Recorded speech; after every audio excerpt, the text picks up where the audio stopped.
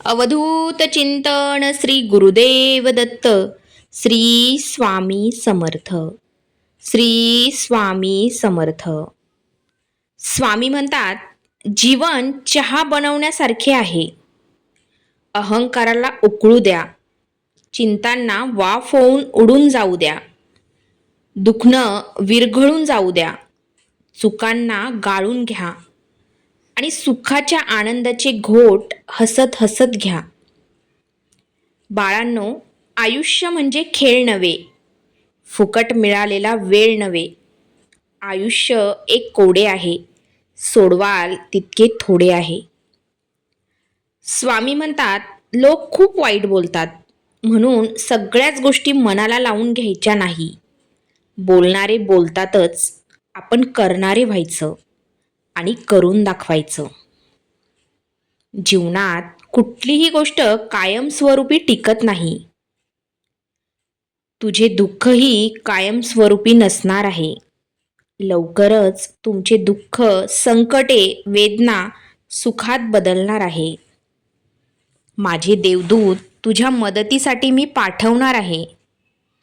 ते तुला कुठल्या ना कुठल्या रूपात नक्कीच मदतीला धावून येतील. स्वामींचा आशीर्वाद प्राप्त करण्यासाठी हा संदेश शेवटपर्यंत पहा. काही चुकीचे काम तुमच्याकडून घडले असेल तर ते चिंतेत अडकून न राहता वर्तमानात सुधारणा करून भविष्यावर लक्ष द्या. सर्व काही ठीक होईल. जगातील कोणतीही गोष्ट कितीही मौल्यवान असली तरीही शांती, आनंद त्याहून अधिक मौल्यवान काहीही नाही. चांगला काळ त्याचाच असतो जो कोणाचाही वाईट विचार करत नाही. आणि अशा व्यक्तींना संपूर्ण ब्रह्मांड देखील मदत करत असतो. तुमचा स्वामी शक्तीवर विश्वास असेल तर आता व्हिडिओला लाईक करा आणि चॅनलला सबस्क्राईब करा. आणि ज्यांना याची गरज आहे त्यांना शेअर करा. पुण्याचे काम तुमच्याकडून घडेल. स्वामी सांगतात की कुणाच्या वाईट विचारानं तुमचं काहीच वाईट होणार नाही, कारण तुमचा कर्ता आणि करविता तुमच्या पाठीशी उभा आहे. ज्ञानाशिवाय भक्ती आंधळी आहे, भक्तीशिवाय कर्म आंधळे आहे आणि ज्ञान, भक्ती व कर्म याशिवाय जीवन आंधळे आहे. ज्ञानेंद्रियावर संपूर्ण ताबा हाच खरा विजय होईल. केस वाढवून देवानंद होण्यापेक्षा ज्ञान वाढवून विवेकानंद व्हा. एखादे काम करण्यास आपण पूर्णपणे असमर्थ आहोत हे समजून आल्यानंतर आपण पूर्णपणे ईश्वरावर भरोसा ठेवतो आणि या भावनेलाच प्रार्थना असे म्हणतात. आनंदी मन, सुदृढ शरीर आणि आध्यात्मिक श्राद्ध या तिन्ही गोष्टी लाभणं म्हणजे अमृत मिळणं. अन्न म्हणजे देव आहे, म्हणून अन्नाचा कधी अपमान करू नका. अनेक गोष्टीवर प्रेम करा, मग तुम्हाला परमेश्वर समजेल. अंतःकरण स्वच्छ ठेवण्याकरिता नियमितपणे ईश्वराची प्रार्थनाही केलीच पाहिजे.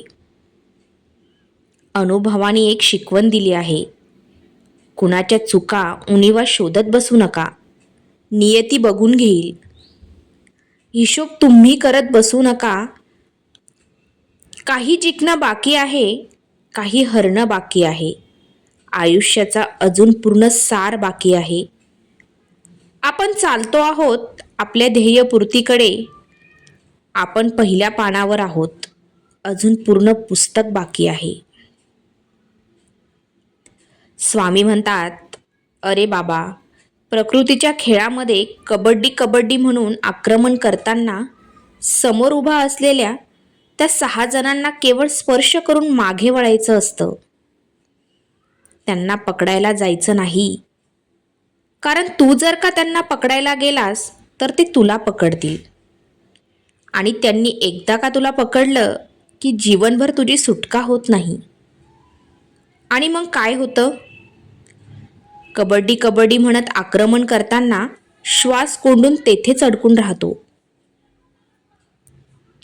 म्हणून जीवनामध्ये अत्यंत सावध असावं. प्रकृतीच्या खेळामध्ये सहभागी होताना आत्मतत्वाची जाण ठेवणं अत्यंत महत्त्वाचं आहे. कधी कधी भक्तांना असं वाटतं की अरे, स्वामी माझ्या मनासारखं करत नाही, स्वामी माझ्या इच्छा पूर्ण करत नाही. असं होतं अनेक वेळा. मात्र स्वामी काय करतात? भक्ताच्या मनातल्या इच्छा ते जाणतात आणि त्याच्या जे कल्याणासाठी आहे ते निश्चितपणे ते करतात. आणि ज्याच्यामध्ये भक्ताचं हित नाही, भक्ताचं अहित आहे, अशा गोष्टी ते कधीच भक्ताला देत नाही. आणि म्हणून अनेक वेळा असं होतं, अरे काय, मी स्वामी चरणावर माझा भक्तिभाव अर्पण करतो, माझ्याकडून स्वामींची सेवा घडते, मात्र माझ्या मनासारखं घडतच नाही आहे. अशा वेळी आपण आपल्या मनाला सांगावं, अरे, माझ्या मनासारखं जरी नाही घडलं तरी स्वामी माझी सेवा स्वीकारत आहे आणि ते जे करतील ते माझ्या भल्यासाठीच करतील, माझ्या चांगल्यासाठीच करतील. तुमचा स्वामी शक्तीवर विश्वास असेल तर आत्ताच आपल्या व्हिडिओला लाईक करा आणि श्री स्वामी समर्थ टाईप करा. जेव्हा मेहनत करून सुद्धा स्वप्न पूर्ण होत नाही तेव्हा रस्ता बदला, सिद्धांत नाही. कारण झाड नेहमी पानं बदलतात, मुळे नाही. भगवद्गीतेमध्ये स्पष्ट लिहिले आहे, निराश होऊ नकोस, कमजोर तुझी वेळ आहे, तू नाहीस. वेळ खूप उशिरा येते जेव्हा आपण तिची खूप आतुरतेने वाट पाहत असतो. वेळ खूप लवकर निघून जाते जेव्हा आपल्याला उशीर होत असतो. वेळ खूप कमी असतो जेव्हा आपण आनंदी असतो. वेळ जाता जात नाही जेव्हा आपल्याला वेदना होत असतात. प्रत्येक वेळी वेळ आपल्या सोयीप्रमाणे येत नाही, म्हणून वेळोवेळी आनंदी राहा. स्वामी म्हणतात, अशक्य असं काहीच नसतं. मनात आले तर चाळणीतून पाणी सुद्धा नेऊ शकतो. फक्त त्या पाण्याचा बर्फ होईपर्यंत संयम असायला हवा. दुःख कोणाला नाही आहे?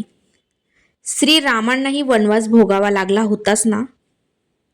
माता सीतेला सुद्धा अंगडी परीक्षा द्यावी लागली होती. त्यांच्यापुढे तुम्ही आम्ही कोण? जसं धुक्यामागे सुंदर निसर्ग असतो तसंच दुःखामागे सुख हे असतेच. ते दिसायला मात्र थोडा उशीर लागतो तेवढंच. पण उशिरा मिळालेलं फळ नेहमीच गोड असतं, हे लक्षात घ्या. देवावर श्रद्धा, विश्वास आणि प्रेम असेल, देव तुम्हाला कधीही एकटं टाकणार नाही. चमत्कार अगदी शेवटच्या क्षणीही होऊ शकतो. मग संकट कितीही मोठं असू द्या, फक्त आपण आपले प्रयत्न आणि देवावरचा विश्वास कायम ठेवावा.